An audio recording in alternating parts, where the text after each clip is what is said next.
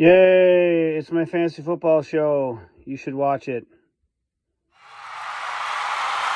Why, hello and welcome back to all of my friends, my fans, and of course my fellow FTFLers to the longest weekly running episodic fantasy football show out there.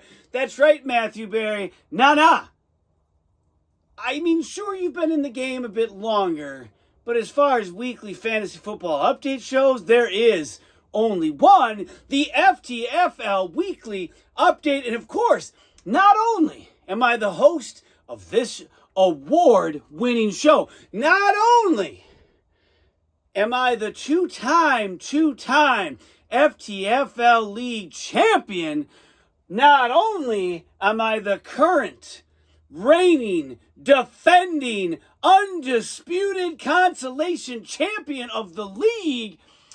Oh yes, I am that song that sings sweetly in your heart while you lay awake at night staring at the ceiling, wondering just what went wrong and what has gone so right. For the one, the only Brett Sieber, welcome back to the show. Now, we came into this week with Eric at 5-0, and I made a plea, I made a call. I kind of, basically goaded the Number Muncher. Where are you at? I had heard rumors that the Number Muncher was going to talk all about my second round picks. Now, because I haven't heard anything, those must have just been rumors. But wouldn't you know it, I asked, when was the last time someone started the season 5-0? Oh, the Number Muncher has chimed in, and it really wasn't all that long ago. I'm surprised Eric wasn't ringing my phone going, hey, pal, that was me a couple years ago, 2022. Oh, by the way, that's the year that I went on to win the league. Now, early success, yes, indicative as far as being a playoff team, never at any point, though, a guarantee. Of course, we all know that year that's, Swart. I don't remember the year now. He could tell us because he knows where I'm going with this. I could feel his blood pressure rising from wherever he is with my pillow in Fiji, hopefully doing nice things with not any sort of unspeakable acts. Regardless, kind of neat my pillow went to Fiji. But the year Swart had all those draft picks, went all the way to to the fantasy football playoffs, was a juggernaut, and he got beat. And of course, he'll tell you he got beat by a point, but he's on the toilet seat because of it, because, well, you deserved it. That's right, I said it. You deserved it. Now, Eric's undefeated streak did take a hit this week. We'll talk about that a little bit more. However, 5-0 is nothing to shake a stick at. Speaking of shaking a stick at something, or more so poking it with the stick, I thought maybe we were going to have to take a trip to the graveyard and check on the Reaper. Alas, he seems to be alive.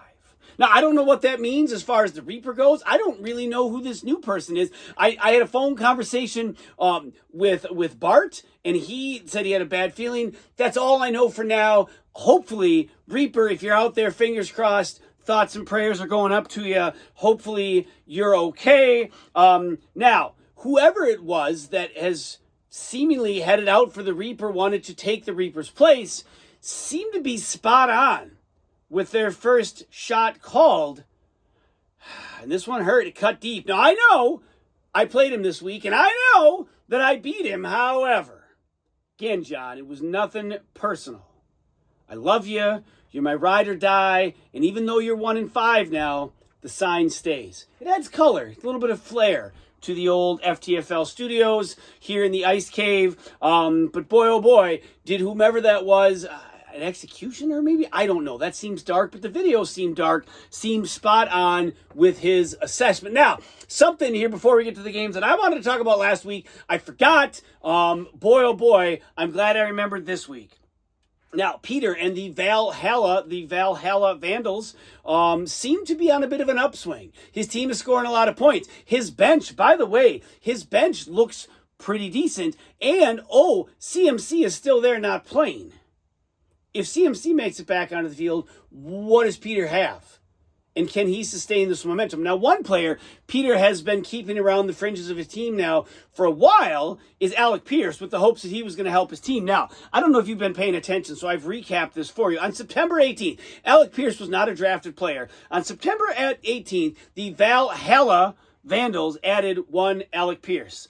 On September 25th, that's right, according to my Browerville math, 1 week later, Alec Pierce was dropped by the Valhalla Vandals. Now, fast forward a couple weeks later, October 9th, added once again Alec Pierce by the Valhalla Vandals. Hello, goodbye, hello. And after this week's 0-point performance, maybe another goodbye. Keep your eyes on the waiver wire. My goodness gracious, what a saga. For now, though, I think we turn our eyes to the games. First up, the Pack Attack coming in at 5-0, taking on the Radioactive Monkeys at 3-2, and this was a big one. Eric wins. He maybe stretches his lead in the division to 3. Salty wins. He's now 1 game behind and on a 2-game win streak. 105 for Adam, 90.5 for Eric. Salty gets it done. Chris Godwin, 29.5. Now, he seems to have exploded in the last few weeks. I went back and I looked. In 2022, he had 123 points. In 2023, he had 112.5 points. These are season totals. Through 6 weeks in 2004, he is already at 87.5 points. I don't know if he can keep up this tear, but if he does, I'd have to imagine it is definitely why Saltmarsh's team is coming back around. But goodness gracious, Chris Godwin's having himself one heck of the start of a season. Allen, 16.5 points. First two to Keenan Allen. So I'm like, this isn't Braylon Allen. He's on my Keenan Allen. Welcome to the end zone, not once but twice. 16.5 points for him. Joe Burrow, 16. Most of those came on that amazing first quarter run where you thought, all right, Eric's dead and buried. Alas, he wasn't quite dead and buried. Now, Tyjae Spears for Salty got a 0. Not great. Another running back with a 0. I guess the sun comes up, sun goes down, and running back scores 0 points for Adam Saltmarsh. No Chuba Hubbard with any sort of real play this week. If you're Eric, you went into Monday night with the hope, Josh Allen, even after the first half, you thought maybe, and then maybe not. 22 points for him, 20 points for King Henry, 17.5 for Debo, 12 for his MVP, Brandon Aubrey. Amari Cooper, 4 points. But now, of course, there are trades in the NFL. There aren't trades in the FTFL. Sorry, Saltmarsh. Amari Cooper gets to catch balls from Josh Allen. I have to imagine that increases his value. Eric's win value does not go up this week. He falls to 5-1. Salty moves to 4-2. Next up, the Hulkamaniacs, baby, for life, coming in at 4-1, taking on Team Dickweed at 1-4. I mentioned it earlier. Seemingly, I didn't even write the score down. That's on me. Wow, it's in my notes. There's no score. I did beat John. I think it was 80 to 67.5, 60, something like that. I remember correctly. Again, not a great week for me. However, in the worlds of being good and or being lucky, sometimes it's just good to be lucky, which, as it's been well documented, I'm not very lucky here in the FTFL, so I am beyond nervous about how long this run will last. Jordan Love, all you need is love. Peter, keep his name out your mouth. I don't want to hear about it. I don't want to hear about whatever my other quarterback's name is, Lamar Jackson, that guy. If you want him, if you love him so much, I'll trade him to you for sure. But Jordan Love is the man, and love is all you need. 32. Kenneth Walker, not the first. Kenneth Walker, not the second, but Kenneth Walker the third. 14 points. The Pittsburgh defense had 12 points. 4 players at 3.5 points or over. Marvin Harrison Jr. got a concussion early in that game against the Packers. A big fat 0. Hopefully he comes back soon, because Lord knows I've got enough people already on the IR. If you're John, Joe Mixon, a nice comeback game, 21 points. Jaden Daniels, 16. He had 7 players at 5 points or less. That's not going to get it done. Only 2 points on the bench. A very dismal week for John. It appears my ride or die is dead. But really, John, you're always going to be right here for me. So I'm going to leave it up for now. Maybe I change my mind later. We'll see. Last game before the break, the Make America Great Again at 2-3 coming on, taking the Architect at 2-3, and Sid with a 101-86 beating of Matt. Finally, Bijan Robinson has decided to play some football. 19.5 points. That was 1 point shy of the last 3 weeks combined. Finally getting himself into the end zone, making himself useful. Garrett Wilson, 16 points. Now, will Garrett Wilson's production be affected by Devontae Adams? Maybe. I still think the Jets' biggest problem isn't whether or not they have enough weapons, and I think this is about to get ugly. Time will tell. Kyrie Fairburn, 13. Laporta, look who found the end zone. We were making fun about Van Ginkel having more touchdowns than him, and Jared Goff having more touchdowns than him, and here he is finally getting. It was the week of finalies for Sid's team. 12.5 for him, 11.5 for Pollard, and really 101 points. And Sid's starting quarterback Dak Prescott got 2 points. Not often your quarterback's going to score 2 in this league, and you're going to find yourself in the winning column, but he did. And, oh, by the way, Sid has Devontae Adams, too. Sid, all of a sudden, his team might be rounding into form. You know you can never count Sid out. He's like that fungus between your toes, just lingering and waiting for the next outburst. If you're Matt, Chris Boswell, 19, leading scores, your kicker, never bodes well. Terry, Scary McLaurin, 17 points. Trevor Lawrence, 16. Diggs and New Orleans, both with 13. Jerome Ford, Justice Hill, combined for a half point. Rashad White, 0 points. Is his job gone? Bucky Irving and the Tucker kid, between those two guys, I'm telling you what, Spencer Tucker, I think that's his name. I picked him up, so I'm hoping. I'll be honest with that pickup. It was an Adam Saltmarsh style. This guy had a great week. I'm going to try to hoard him. This, of course, was before we had the waiver wire, where Salty was just jumping on everyone. Larry Johnson was probably the biggest one, but I digress. If you're Matt, you fall to 2-4. Sid moves to 500, and now another team who finds himself, I believe, yes, at 500. Peter Cringy here once again. Did I do it again? I think I did it again. Oh my God. I'm going to get this right at some point. Peter Vingy with the Cringy Report.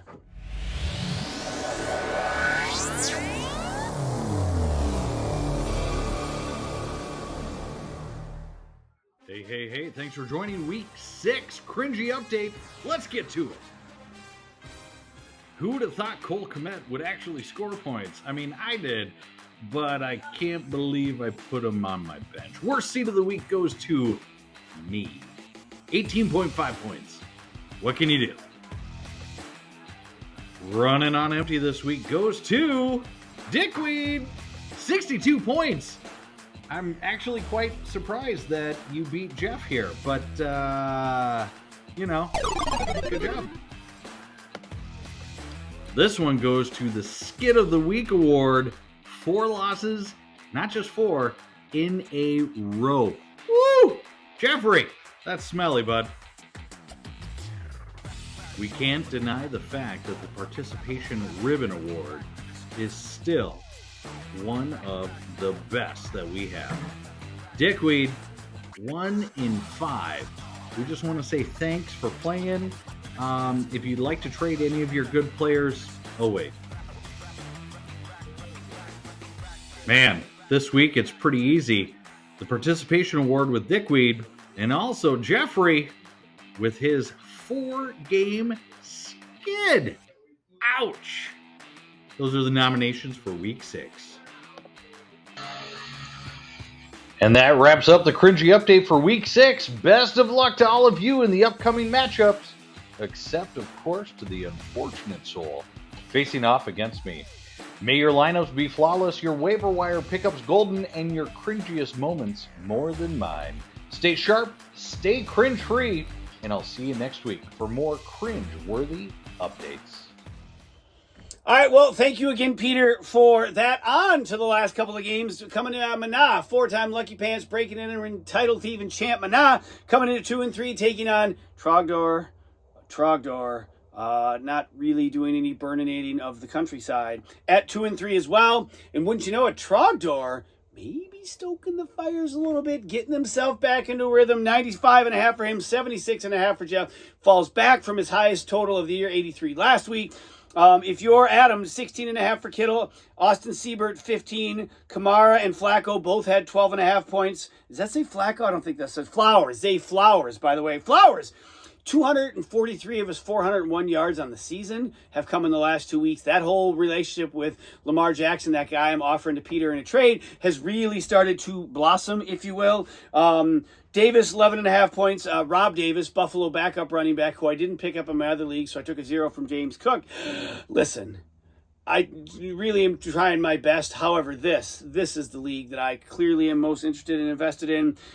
Murray, 10 points. If you're Marks, CJ Stroud, 20. Jamison Williams, nice game, 15.5. Brees Hall, 12.5. Hyung Hui Koo had 12 points. Evan Ingram, welcome back. Evan Ingram, I dropped you because, well, you pulled a hamstring and you couldn't play right off the shoot. 11 points. ETN and Trey Sermon combined for 0 points. Ask Saltmarsh how that usually ends up for him. Jeff, loser of 4 in a row. Trogdor, by the way, moves to 3-3. Last but certainly not least, the Mixing Cocktails coming in at 23, taking on the Valhalla Vandals, also at 2-3. And Peter with another stout performance, 108 to Andy's 91. Andy is getting tagged for, I believe, 103 points a week. He is just the league whipping boy. Of course, that often happens. One team gets nailed while the other team gets a pass. I guess, Andy, you're the one getting nailed this go round. 108 for Peter, 91 for Andy. I think I already said that. Mayfield, my God, Baker Mayfield. Now, 3 interceptions in this game, 4 touchdowns, though, 38 points for him. He is having them. And we talked about Godwin. Baker Mayfield is right there. I mean, a real surprise this season. Every week he plays well. The Cleveland Browns have to have just meetings where they're passing around a bottle of Everclear, follow with a chaser of Everclear, because that situation in Cleveland is bad. And it's not even just bad, it's awful, and it's set to get worse, and it's just, Mayfield's just dousing gas on that dumpster fire. David Montgomery, the bane of my existence, 16.5 points. J.K. Dobbins, 13. Amon-Ra St. Brown and Trey McBride, both with 10. McBride coming alive in the Arizona offense finally. And the aforementioned Alec Pierce, 0 points. Hopefully you don't get future endeavored, Mr. Pierce. However, I think I already see it coming. If you're Andy, Najee Harris, 19 points, second highest point total of the last 3 years. A.J. Brown, 15. Drake London, 13. Mark Andrews, 11.5. His first touchdown, by the way. Speaking of people that found the end zone for the first time this week, Andrews hadn't found the end zone since October 29th of last year. And he got in today, or not today, this past weekend. He had 11.5 points. All right, Andy falls to 2-4, not completely out of it, but definitely not doing well. Peter rises to 3-3, and next up, the stud, the dud, and the crazy stat of the week. Stud of the week, 2 guys, Jordan Love and Chris Godwin, both massive performances, propelling their teams to victory. Dud of the week, the Jets. Just because I think Devontae Adams isn't, is he going to block? Is he going to play guard, tackle? Because what I've seen, Aaron Rodgers is getting killed. And Aaron Rodgers isn't very quick anymore. So I don't know if he doesn't have time to throw the ball, if it's going to matter if you have 10 all-pro receivers. I just don't think it's going to work. I could have put the Cleveland Browns on here too. There's one team this year in the NFL that hasn't scored 20 points in the game yet. You guessed it, it's Cleveland. The Deshaun Watson situation is just horrid. He's terrible. He's a terrible person. All of it, just terrible. So really, no duds in the league this week. Maybe Jeff, he's lost 4 in a row. That's pretty dud worthy. Now, Jeff, you may have lost your 4th game in a row. However, our crazy stat of the week, I'm going to put a picture on the board. Here's a score from a fantasy football game. And as you look at the score, you're going, really, 1 point something or whatever? Maybe it was 3. I don't remember. I don't have it in front of me, of course, here. Someone with real good notes or editing like Peter would have cut this scene out. But I like to be real with all of you. But if you look at the individual lineup, pause, zoom in, these are all legit players. This is the kind of game that would have me probably quitting fantasy football just flat out. Wouldn't even finish out the season. I'd be so mystified by what kind of terribleness it was. Really, fantasy football is just that. It's terrible with a dash of hope and excitement every now and again. Sure, I've won 5 in a row, but I'm just afraid around every corner that another injury, a devastating loss, and or just a complete and utter implosion is on the horizon. Speaking of on the horizon, week 7, here we go. The Pack Attack at 5-1, taking on Make America Great Again at 3-3. The Hulkamaniacs at 5-1, taking on Mana, 4-time Lucky Pants, breaking and entering, title thief and champ Mana.